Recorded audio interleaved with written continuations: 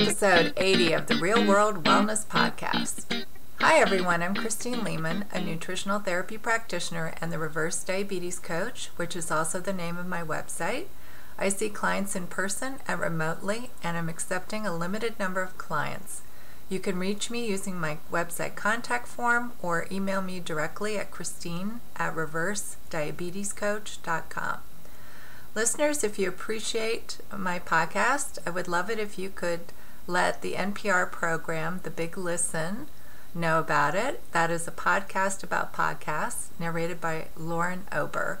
You can call The Big Listen at 202-885-7631 or email them at biglisten@wamu.org and just leave a message about what you like about my podcast. And they may even play it on the air, which would be great. Today I want to welcome Dr. Rosa Lamuela Reventos to the program to talk about polyphenols in food.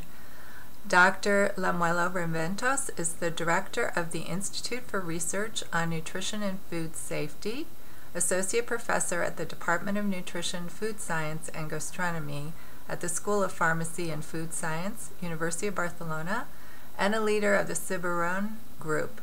Rosa holds a PhD in pharmacy, a master's degree in nutrition and food technology from the University of Barcelona, and a master's degree in viticulture and oenology from the Polytechnic University of Catalonia.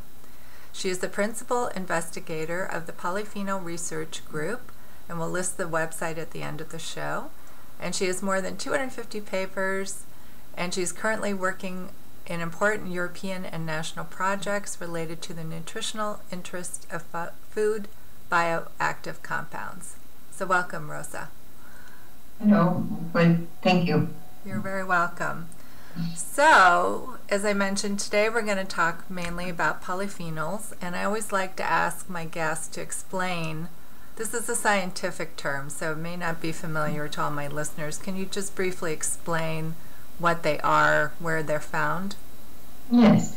Polyphenols are natural bioactive compounds that are present in food, and they are very important for health because they act in the prevention of cardiovascular disease, of also neurodegenerative disease, and also decreasing the incidence of diabetes. We can find phenols in any fruit or vegetable, and also we can find them in cocoa, in tea, in coffee. However, there are some polyphenols that are more bioactive than others. Mm-hmm. So they're found only in plants, basically? Yes, polyphenols are only found in plants and food that is coming from these plants. No? Mm-hmm, mm-hmm. So how did you become interested in them? Well, my interest started with the grapes and wine, no? Because when it was the French paradox about that wine could be interesting for health, then we started to look which compounds present in wine could have this protective effect. So we saw that polyphenols could be the compounds that could be doing this effect, no? And after that, we start to explore them in different foods and also in different biological activities. Mm-hmm. So when, and I just want to mention to listeners that Barcelona is in Spain, and Spain has very good wines as well. I've certainly enjoyed Tempranillo myself, and I know that's just one of many types of wine. And just on, I mean, are you a wine drinker, and what made you decide just to focus on wines initially? Well, I am a wine drinker, but so I like wine, but I was interested in wine also because here in Spain we have big production, and we were initially looking also the phenols, because the phenols are very important for the sensory properties of a lot of food as wine. So the color of wine is due to these phenolic compounds. So initially we were looking these compounds because they were giving color in wine, and we were focusing in which will be the amount more desirable to have a better color, no? Mm-hmm. But when we saw that they could be very interesting for their physiological properties, I moved my research to the physiological properties of these compounds. Mm-hmm. Mm-hmm. So that's leads me to my next question, which is, polyphenols have many health benefits. Before we talk about specifically the ones in wine, can you give us an idea of what are some of the health benefits of polyphenols? Yeah, well, the main properties that has been studied has been related to cardiovascular disease. So they are good antioxidants, but it's very important the anti-inflammatory properties. They are very good as acting as anti-inflammatory, Mm-hmm. So they have a very good effect in the prevention of cardiovascular events. Mm-hmm. Mm-hmm. However, for example, now we are exploring these compounds in the protection of neurodegenerative disease, and there are also the research in the world studying this, and they are really very good in the protection of Alzheimer's disease and the declination of the brain. So they're looking at Alzheimer's. Are they looking at other dementias as well, or mainly limiting to Alzheimer's at this point?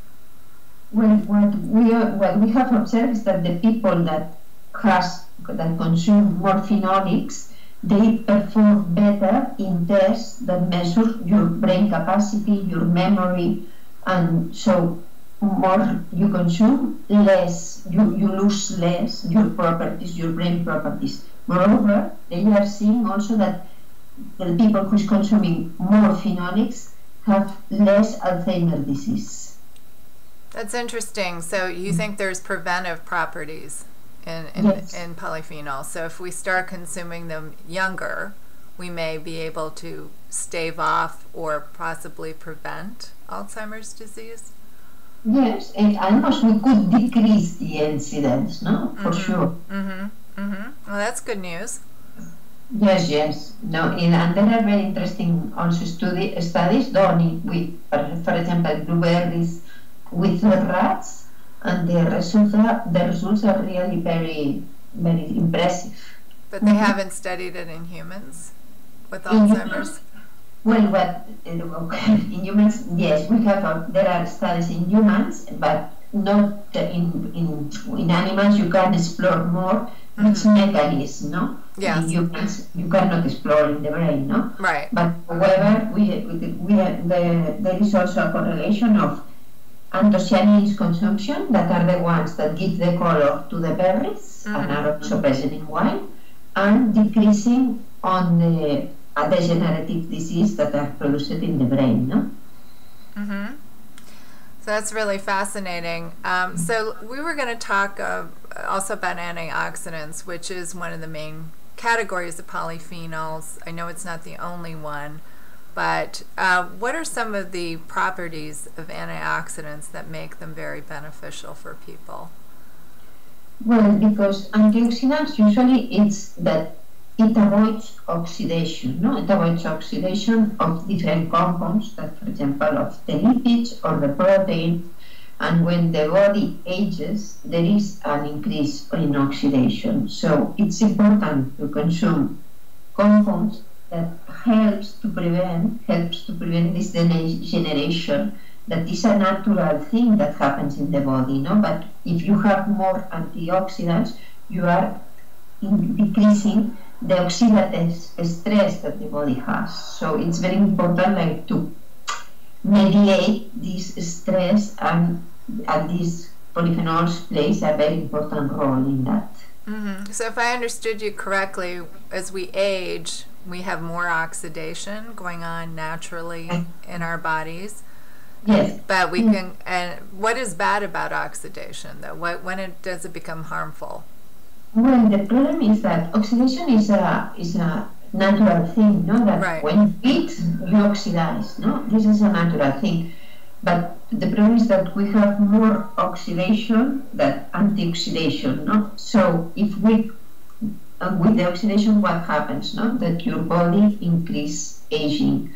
And for example, when you oxidize some lipids that are in the cells, your body, especially if are in specific cells, your body starts to increase, for example, cardiovascular disease. So if you add compound in your diet that prevents this oxidation, it's very important that it helps to prevent, for example, cardiovascular disease.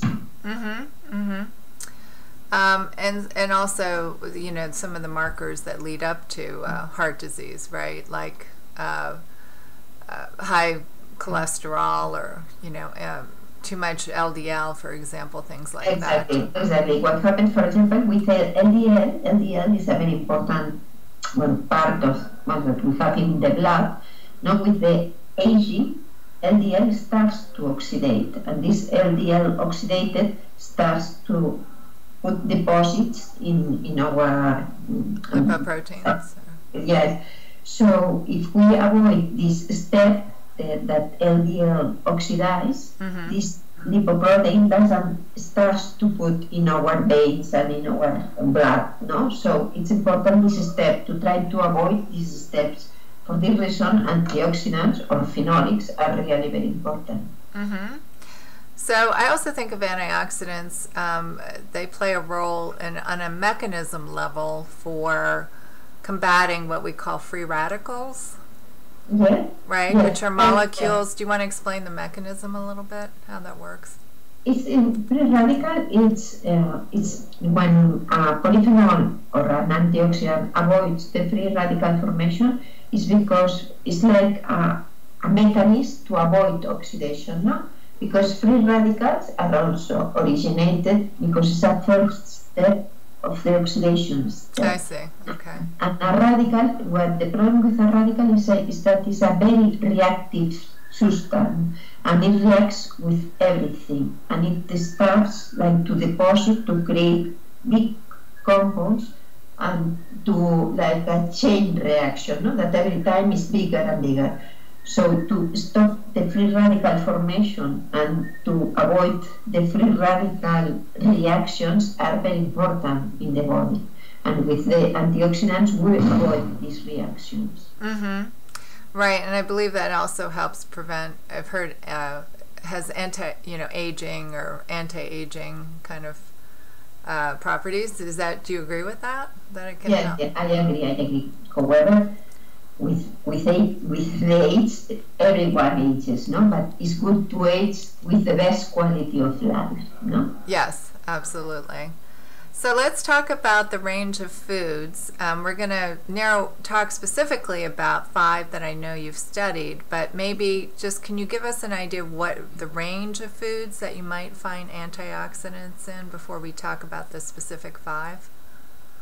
Talk specifically about the ones you've done research, but are antioxidants found in many foods, for example? Yes, well, antioxidants in general, or polyphenols, talking about polyphenols, are present in general in pretty much amount in almost all the vegetables, especially they are in the skin of the vegetables. For example, when we eat fruits, these compounds, for example, an apple, they are more located in the fruit than in the flesh. I see. Yeah, and they are present also in all the vegetables in general, and for example, all the green vegetables usually are also rich in antioxidants. And also, we can see them, for example, in tea. Tea is a very typical green tea or white tea. White tea is really very rich in phenolic compounds, for example. Or cocoa. Cocoa is also a food very, very rich in phenolic compounds. They are, and all the species we use for cooking, all the herbs, usually are also very rich in phenolic compounds. I'm sorry, all the oils? Species or herb, for example, pinus or rosmarinus. Okay, rosemary. Rosemary. What about cilantro or basil? All of them. All of them are very good. I didn't know that. That's interesting. Yeah, so it's good to cook with herbs or with this kind of specimens because they add antioxidants also. Right, and I think you made an important point, Rosa, that antioxidants are found in the skin of the fruit. Is that also true for vegetables like potatoes, sweet potatoes, potatoes in general, for example? Yes. In general, these compounds are located mainly in the skin. For example, it happens the same with the nuts. In the nuts, these compounds are mainly located in the skins. So it's important to eat the nuts with the skins, no? Yes, and when you say, I'm sorry, nuts? Nuts, for example, walnuts we always in the nuts. Okay, I just want to, yes, in the nuts. That's it. No, but I think it's especially important when you're talking about fruits and vegetables, because Americans have a tendency, and even with nuts to some degree, to want to peel. I mean, obviously an orange you're going to peel, but an apple, sometimes we peel potatoes a lot. We peel certain things too much, and I tell people keep the skin on for the nutrients. Yes. I think it's important, yes, to keep the skin. Yeah. The only thing is that you have to go carefully if they have used it. They have been using some kind of pesticides or herbicides because they are on the skin. Right. But assuming they buy organic. Yes, then they should. Okay. All right. So let's talk about. We'll go back to. Well, we'll start with tomatoes. We'll start there. And I'd love it if you could talk a little bit about what antioxidants or even carotenoids are in these foods, what benefits they have, and give us maybe a shopping or cooking tip to get the most benefits from it. Okay. So we'll start with tomatoes and tomato products, which I know you've done some research on.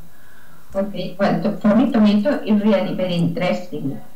It's a very interesting, but some people consider it a fruit or a vegetable, it depends, no? But it's very interesting because it has high amounts of polyphenols, it has high amounts of carotenoids, and it has high amount of vitamin C. And moreover, it contains potassium, magnesium, but this is more common in. So it's a very interesting for me food because it's a mix of antioxidants, a very interesting antioxidants, no? Because it contains almost all of them.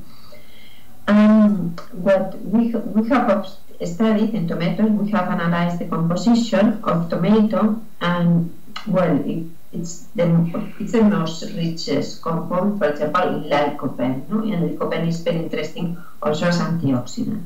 Lycopene. Lycopene, sorry.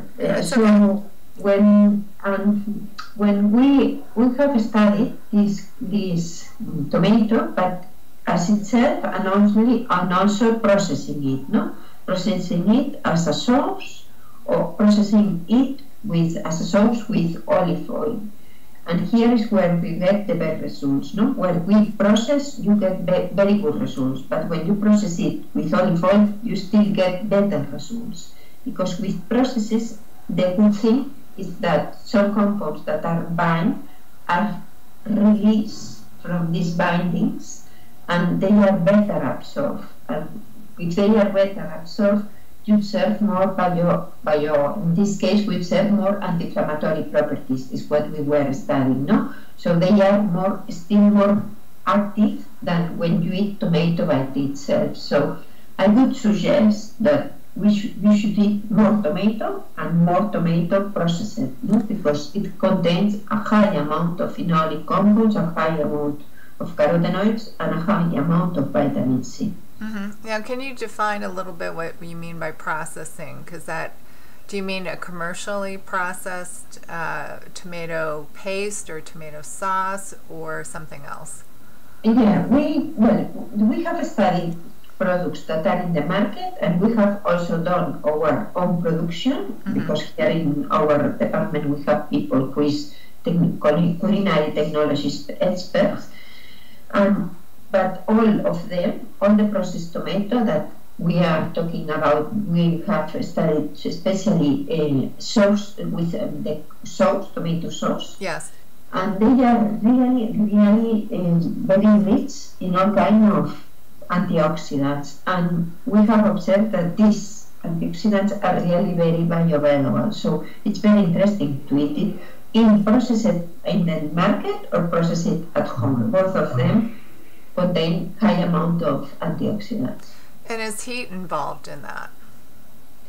Well, because heat, it it has like two sides. No? One side is that it can decrease antioxidants because heat destroys in part them. However, in the case of tomato, we have observed, well, we heat it at 90 degrees, and at 90 degrees, I am talking with degrees centigrade. Okay. At 90 degrees, what happens is that the release of compounds is much higher than the ones you lose during the cooking process. And for this reason, with heating, you release these compounds and they are better absorbed. So they're more bioavailable. Exactly, they are more bioavailable. I find that so fascinating. So would you recommend that people therefore eat more, it sounds like it, more processed tomato sauce, for example, than raw tomatoes? You know, people put raw tomatoes on their salads. I do. But it sounds like I would get more benefit, antioxidants, if I were to have more tomato sauce, even just go buy it at the store. Yes, I agree with you that you get more antioxidants if you get tomato sauce. In any case, tomato by itself, they have a lot of antioxidants, but if you have tomato sauce, it has much more amount and much more bioavailable. Yeah, that's very interesting. So the other thing I was wondering about is extra virgin olive oil, because that's become very popular here in the U.S. There are olive oil tastings, and people are treating it, you know, sort of like you would have a wine tasting. But I was wondering, you know, you mentioned that it helped with the absorption, but let's just start at the beginning. What type of olive oil would you recommend that people buy? Should it be extra virgin, cold pressed, you know, all these issues that come up? Yeah, I would recommend extra virgin, always extra virgin, because it has much more amount of phenolics or antioxidants than the ones that are only olive oil. The important thing is extra virgin, and if it's obtained by cold press, it contains more amount of this compound, because they take care during the processing, that take care more careful of these compounds that can be destroyed with hot treatments, no?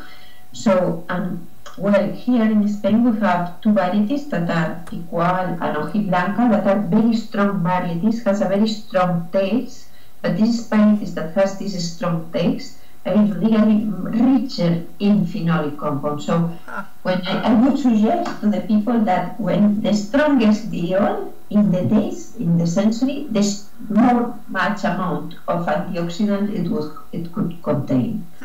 Interesting. So if you were going, would you have to know something therefore about the olives? In other words, would you have to even go back a step and taste the olives to know, or would the olive oil itself just be noticeably stronger? No, with the olive oil you can notice perfectly. Yes, Okay. yes. Because, for example, at home I have done tastings with different varieties and different processing, and everyone can differentiate very well if it's coming from a strong variety, or if it's not virgin olive oil. It can be very well differentiated, because the more virginities, no, and the cold process and the variety, it has a very good influence in increasing the phenolics present in the olive oil. Now, does that come from a certain part of Spain? I know wine is often regional, for example. Is extra virgin cold pressed olive oil regional? No, it's not regional. There are many regions that produce cold virgin olive oil. However, the biggest production is coming from the south of Spain. South of Spain is the richest place in the world, Andalusia. Right. Of olive oil production. They have very, very high amount of olive oil. So you might get that stronger tasting olive oil from Andalusia. Okay. It's very good, really very good. I'll have to remember that. So also, I was talking with a friend recently about olive oil, and the quality and the nutritional value. But he had done an olive oil tasting, and it was from, I think he said Spain was the importer. But anyway, he mentioned the term I hadn't heard before, ultra grade. Are you familiar with that? What's the term? It was ultra, ULTRA, ultra grade. Ultra grade. Ultra grade. Also, I don't know this term, but it's not official term. Yeah. Okay, no, I don't know this I was term. just curious. It sounds more, it could be a marketing term that they used, and I wasn't familiar with it either. Because there are established in olive oil from ecological production, and also ones that are called biodynamics, paleodynamics. But this term, I don't know. It's okay. The other thing I was wondering about is organic. Should the buyer assume that all extra virgin cold pressed olive oil is organic, or should it say certified organic? It should be certified organic. Not all of them is organic production, so it should be certified. But we have high amount of organic production in Spain, so and in many countries in Europe.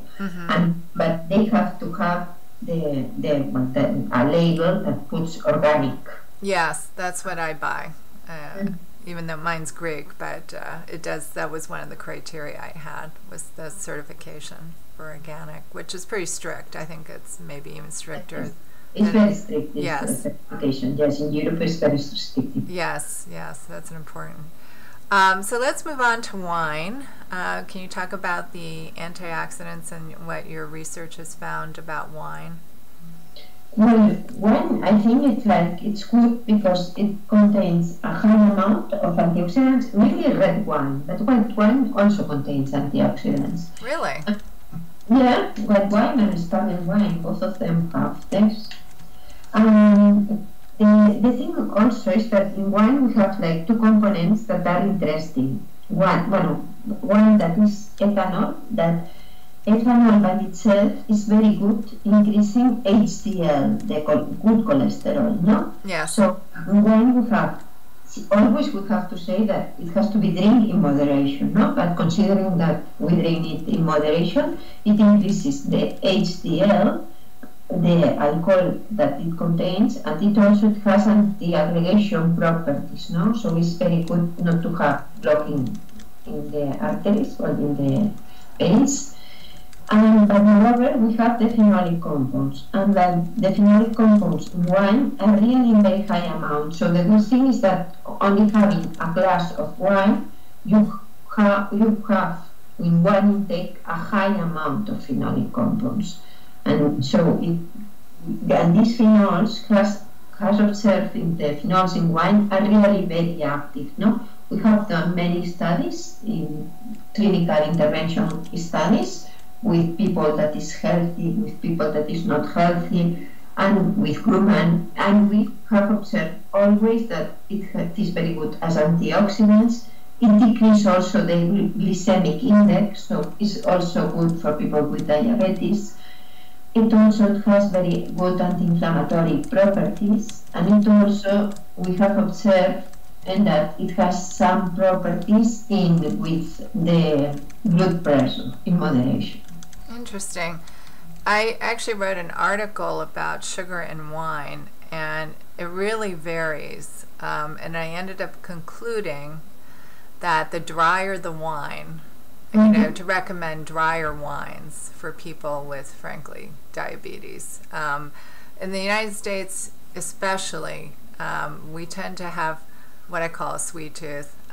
We have a propensity or desire for sweeter things, so sweet tasting. So the wines in California often can be, sweeter, and so, but, if it's a very, a Cabernet Sauvignon, for example, the drier wines, then it's okay. But, it really varies. It was surprising how much sugar varies, even by country, by type of wine, or whether it's obviously semi-sweet, semi-dry, or sweet. No, semi-sweet, yes. No. All our studies have been done with dry wine. is what we usually drink. But totally agree with you that sweet wines can have a high amount of sugar, so this is not good for health, no? Right, exactly. So you also, I think, have to do balance. I think your point about one drink is also good, because the calories in wine, if you were drinking 2 or 3 glasses, also add up, right? Yes, because one glass more or less is one, well, depending on the size of the glass, no? But one unit is more or less 100 calories, more or less. Mm-hmm. So does red wine still contain more antioxidants than white wine? Yes, red wine has more or less 10 times more antioxidants than white wine. Wow. So I like red wine, thank goodness. but in the summer I like some white wine, but I've kind of have mixed feelings almost about drinking white wine, because I know I'm not getting, I suspected that was the case. I didn't realize there was that much of a difference between the two. So what do you say to people who like white wine? No, because I think white wine has also, we have done studies with white wine, and it has also a beneficial effect. Mm-hmm. Red wine has much more. For example, I drink red and I drink white, because both of them is what you say. Sometimes when it's cold, red wine, or when you are having a more heavy food, red wine is better, no, with this food. But sometimes in summer, and if you are having a salad, you prefer a white wine, and I think it's good also. Yeah, so white wine has enough antioxidants, is what you're saying. Okay, that's good to know. So let's move on to one of my other favorites, chocolate. I love chocolate also. And I thought of you because I did find 85% dark chocolate in the store, and I was surprised. I surprised myself. It wasn't quite as tart or bitter.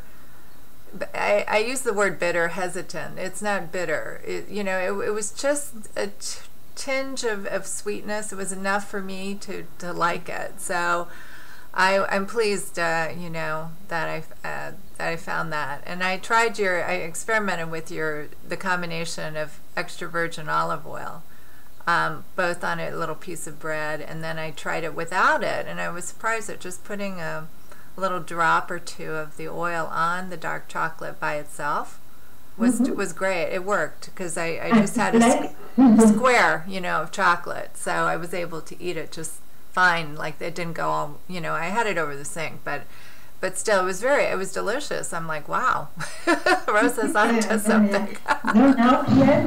Also with children, they are giving them bread with olive oil and a piece of chocolate, or black chocolate, and I think it's a very good thing to have instead of a sweet thing for example, for breakfast, or for, here we have, like, dinner is very late, we have them in between the lunch and the dinner to have something.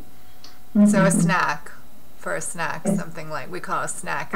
It's like a snack, Yeah, so tell us what is in chocolate. It's the cacao that makes it so loaded with antioxidants, is that correct? Yes, the cacao is really, really very rich in antioxidants. It has high amount of antioxidants. So it's one, for me, it's a very good food because of its flavor, and also for the high amount of antioxidants. However, as you point out, the important thing is also to have chocolate or cocoa that is really very rich in cocoa, because, for example, there are some in the market that has only 10% or 30% or 40% of the cocoa. Right, so that's one thing to look for, and I believe that also decreases the amount. The higher the cacao, the cocoa, the less the amount of sugar typically there is. Right? For example, white cocoa or white chocolate doesn't have any phenolics at all. Oh, really? Yeah. Ah, interesting. So the dark chocolate is would you recommend, is the one that has the most? Yes. phenolics? Yes. Okay.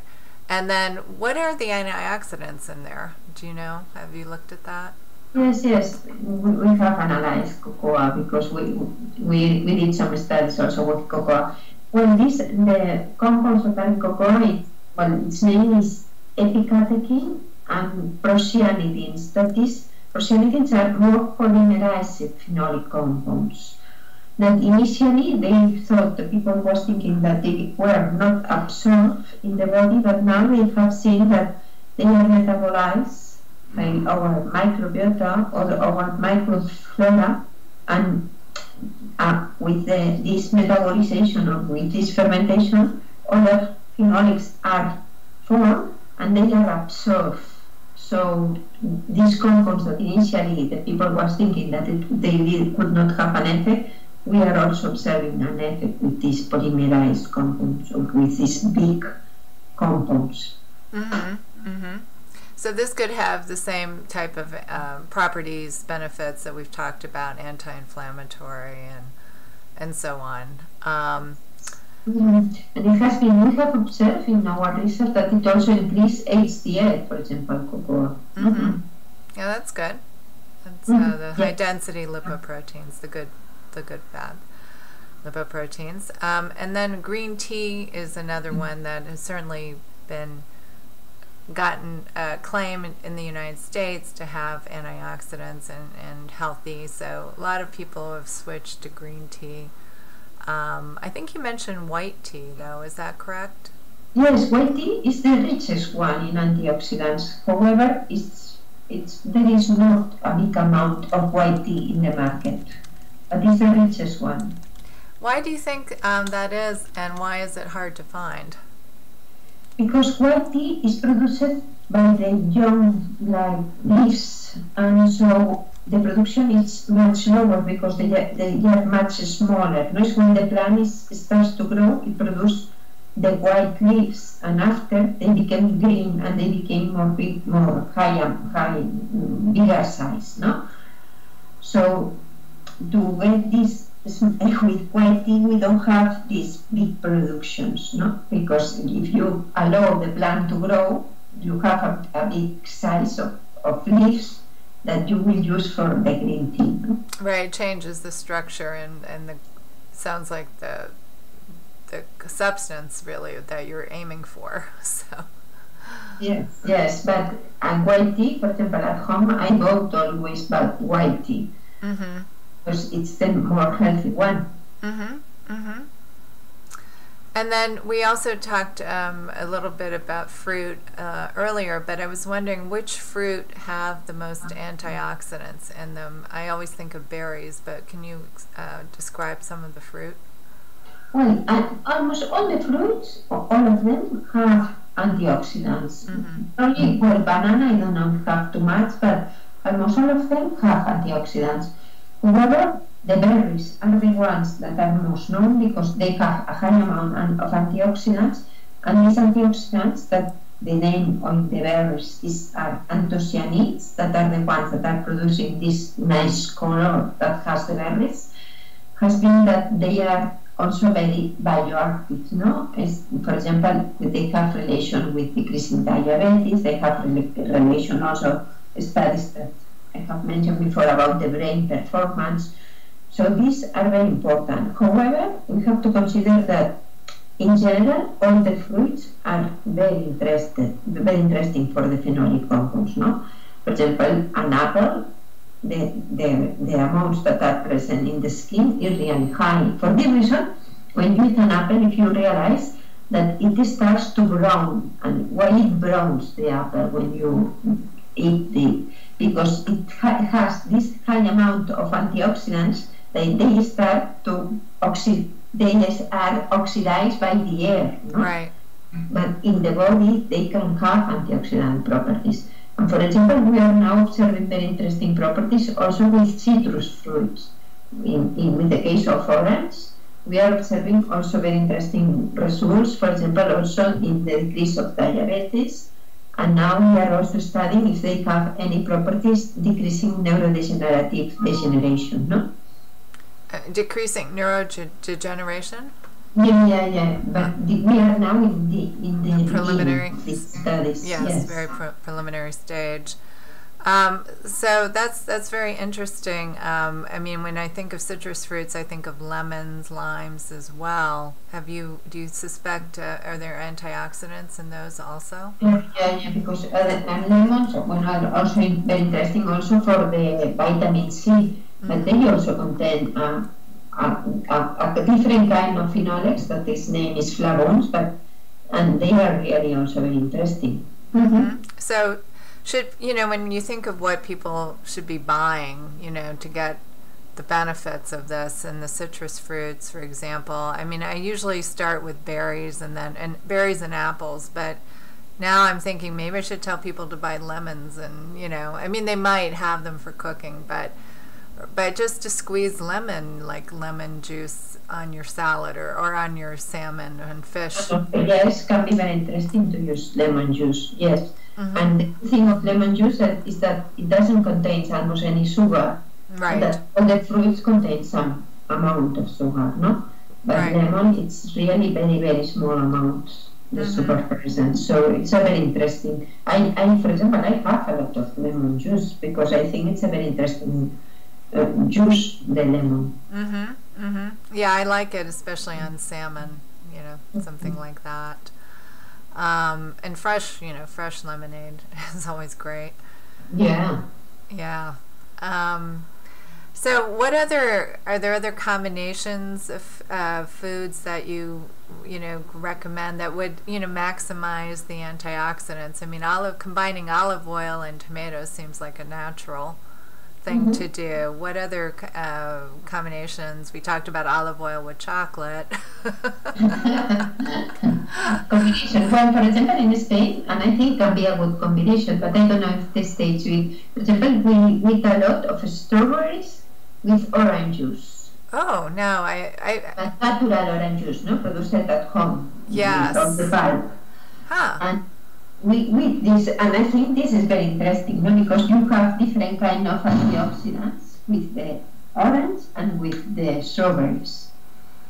Yeah, so you're kind of mixing the two and combining the two. So you get. And it's very good. It tastes very good. So just a little bit of orange juice on some strawberries. Yeah. I'll have to try that. That sounds good. And in the States, you do one thing that is also very good. I think it's in Spain we don't produce that so much. That you put strawberries, you cover with cocoa, with black cocoa. Yes. In the freezer, no, or in the. This is also a very good combination. You are eating phenols from the cocoa and phenols from the fruit that are different. Yes. Yes, that is a good combination. So I think you've given our listeners and me some ideas, some delicious ideas.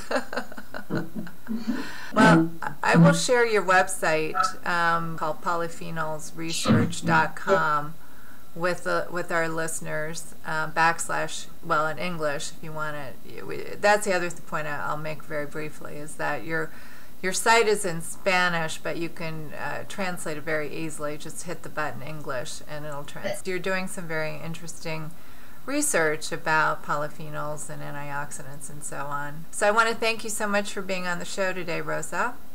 Thank you to you. And next episode, I'll be talking about the role of nutrition and movement in bone health and preventing diseases such as osteopenia and osteoporosis, which is often seen in post-menopausal women, but also what you can do if you have those conditions. So thanks everyone for listening, and have a great, healthy week.